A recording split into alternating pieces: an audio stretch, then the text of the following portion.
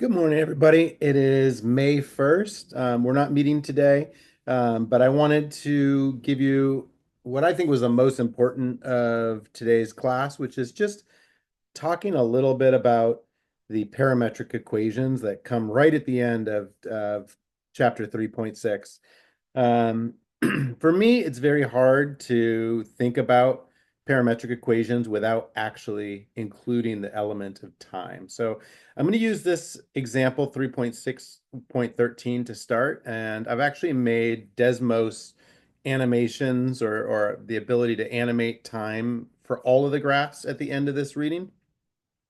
So I'm going to focus on this one where x is 5t squared minus 6t plus 4, and y is t squared plus 6t minus 1. So um, I'm going to show you first what I would have had you do today. First thing when you walked in is I would have given you this warm up, and you would have filled out this table.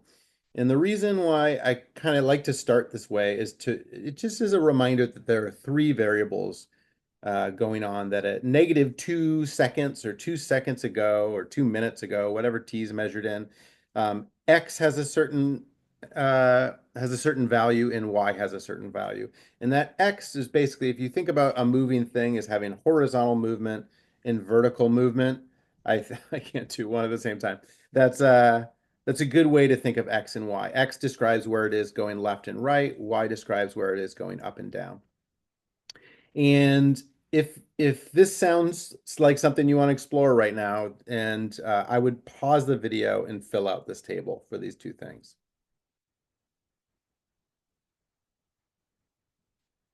And either unpaused or whether you didn't pause, I'm going to jump down to the solutions. These end up um, being the solutions. I wouldn't necessarily expect you to be able to visualize exactly what this means when you look at these, but it is good to know. And now I think I'm going to jump to a Desmos. Just I wanted you to see these. In fact, the only one I really want you to take note of is at 2 seconds that X is 12 and Y is 15. And we're going to look at that exact moment. I'm going to switch share again and switch over to my Desmos graph of this. So this actually shows the full solution of the rest of the problems that I was going to ask. The graph actually looks like this. And let me just show you what I mean about, oh yeah, and then see how I've got t set to 2 right here. So this moment right here, this is actually x is 12 and y is 15. So notice the number 2 doesn't show up at all in this graph because what we're looking at is 2 represents the position of this dot at 2 seconds at this time. And let me just play. This animation goes from -5 to 5. So this dot is moving, coming from the right, moving left, then turning around and going back to the right. If you're thinking about the x variable, left, I'm sorry, right to left, back to right. If you're thinking about the y variable from -5 to 5, this thing's just going up, right? It's kind of going up slowly at first and then more quickly. And that all that dot is doing, from what you can tell there, is just going up.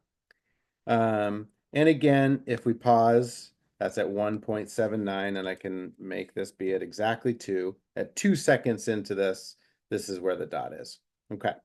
So the question then asks you to say, what is the equation of the tangent line to this at t equals 2? And it's just worth noting, keeping track of t, x, and y can be overwhelming, but just remember, t is just a position on this graph at any given time, but the graph is the relationship between x and y. And as you see, I don't know, we're looking at this graph. I had to do some working of the equation to solve for y in terms of t, and it was kind of easier to write the equation in terms of x equals instead of y equals. And I'll just jump over to that real quick. Share, go back to the Word document. And so, yeah, that's what I had you do next is solve for t in terms of y. Again, you can pause your video right now if you want to try that on your own. That's, as you can see, using this y equals t squared plus 6t minus 1. You have to complete the square in order to do that.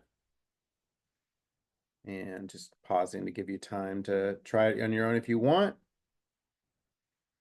And then this is all posted on WAMAP, by the way. That here it is. This is the sort of write-up of the solution.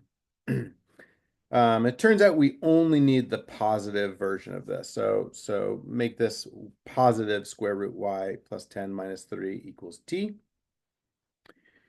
And then what I did on that graph you saw is I just plugged that in for t in the x equation. So basically where there's this t squared and this t here and here, I substituted with this square root y plus 10 minus 3 wherever there was x. And that's how I graphed it on Desmos. And then write an equation for the tangent line at t equals 2. Again, you might want to try this on your own before you peek at the answer. Hint, the slope can be calculated using y prime of 2 divided by x prime of 2. That's in the reading. So, but this is the solution. Plugging that in, it gets 5/7. And then using the xy pair that we know, 12, 15 at t equals 2, that allows you to write this, in this case, using the point slope formula. 5/7 x plus 45/7. And let's just peek back over at this. And that's what the equation of this, right? You can see that down here, 5/7 x plus 45/7. That's the equation of that dotted red line right there.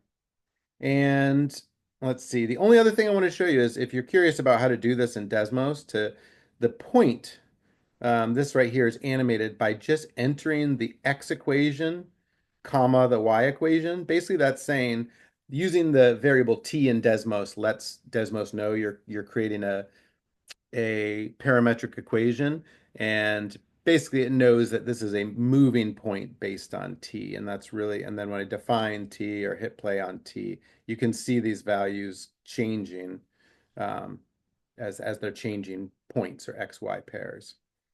I'm going to post this Desmos so you can play with it on your own, but there's a video example that I think is really good. It's a Khan Academy video. It's not being shown here. Actually, let me pause this for a second. Turn this one off. Turn this one on. You might recognize this if you watch that Khan Academy video. That's also a good sort of explanation of this. A little bit of a simpler problem to not have to complete the square to solve. But and then there's also is it one other or two other? I think there might be two other examples in here of other problems you'll see. Yep, cosine cubed and sine cubed. If we look at this one, that's this thing right here, if this looks familiar from the reading. So this one fully animated.